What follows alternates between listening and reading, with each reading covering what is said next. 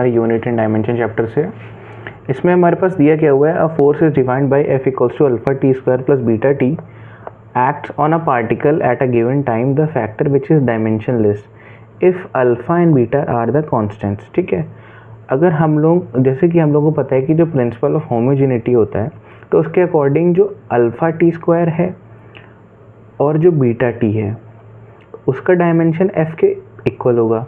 तो एक एक करके हम लोग कंपेयर करते हैं, पहले अल्फ़ा और बीटा का डायमेंशन निकाल लेते हैं।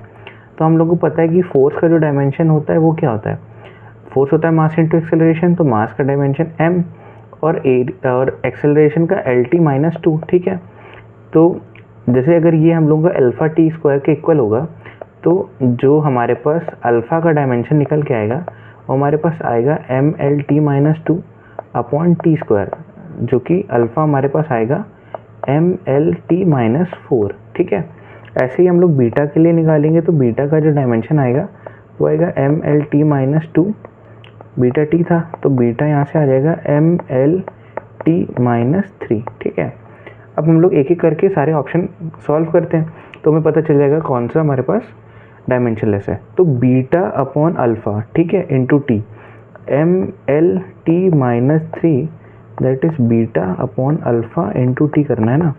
तो ml और अल्फ़ा है हमारे पास mlt माइनस 4 और इंटू टी करा है। ठीक है, तो यहाँ पे इंटू टी लिख लेते हैं। अब यहाँ पे ml तो कट जाएगा, यहाँ से आएगा t minus 3 plus 4 upon T, यहाँ से क्या आ जाएगा t अपॉन टी। ठीक है, एक सेकेंड, हाँ t माइनस 3 प्लस 4 तो यहाँ पे आ जाएगा t, सॉरी यहाँ पे एक सेकेंड यहाँ पे ऊपर में इन्होंने टी है ना, फर्स्ट ऑप्शन में बीटा टी अपॉन अल्फ़ा है ना, तो यहाँ पे टी हो जाएगा, तो यहाँ पे क्या आएगा into t that's equals to t into t square. ठीक है, तो फर्स्ट ऑप्शन तो हमारे पास रॉन्ग हो गया। अब हम लोग थर्ड ऑप्शन देख लेते हैं, तो अल्फ़ा बीटा इंटू टी, अगर ऐसे इसको हम लोग को ऐसे सॉल्व करने की ज़रूरत ही नहीं, क्योंकि देखिए एकदम ही गलत है ये। इसमें अगर सॉल्व करेंगे तो ये ऐसे कुछ आएगा m square l square t minus 7 into T यानी t माइनस 6 हो जाएगा, तो ये तो बिल्कुल ही गलत है। फोर्थ ऑप्शन देख लेते हैं, तो फोर्थ में मैं alpha into beta upon t, तो अल्फ़ा इंटू बीटा फिर से m स्क्वायर हो जाएगा, तो ये भी गलत है। तो जो हमारे पास करेक्ट आंसर आएगा वो हमारा सेकंड आएगा, उसको भी सॉल्व कर लेते हैं। Alpha upon beta into t that is, अगर अल्फ़ा के डायमेंशन निकाला था तो हमने निकाला था mlt माइनस 4, बीटा का निकाला था mlt माइनस 3 इंटू टी हो जाएगा, है ना।